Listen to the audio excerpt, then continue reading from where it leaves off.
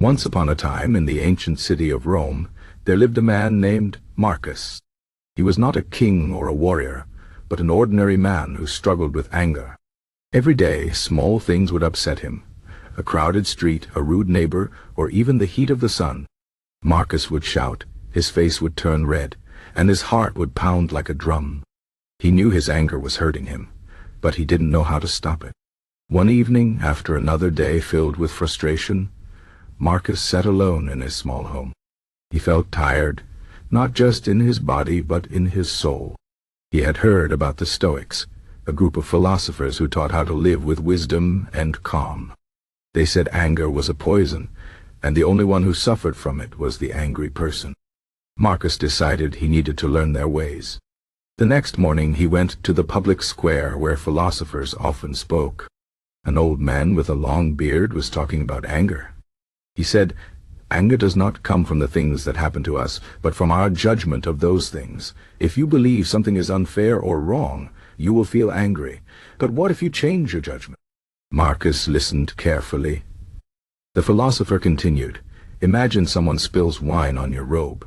You can shout and call them clumsy, or you can think, it's just a robe, it can be washed. The stain is not the problem, your reaction is." At first, Marcus didn't understand. How could he not be angry when bad things happened?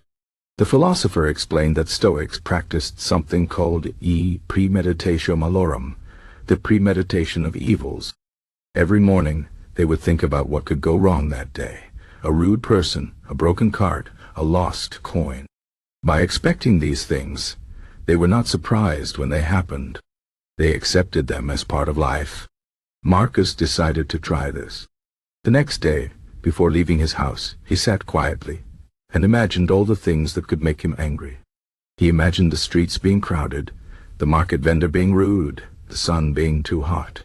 When these things actually happened, instead of shouting, he took a deep breath and said to himself, "This is what I expected.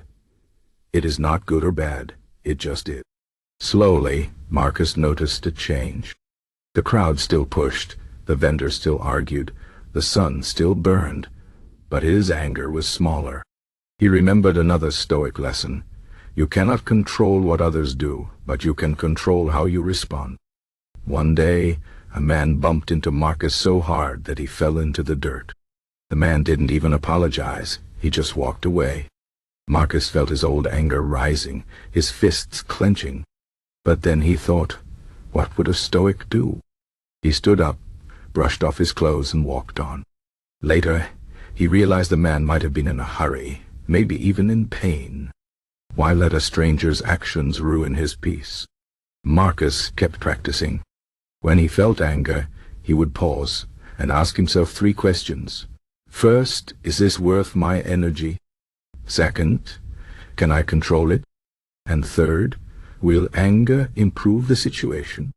Most of the time, the answer was no. Years passed, and Marcus became known as a calm man. People wondered how he stayed peaceful in a chaotic world. He would smile and say, "I am not perfect, but I am learning." Anger is like a fire. It burns the one who holds it.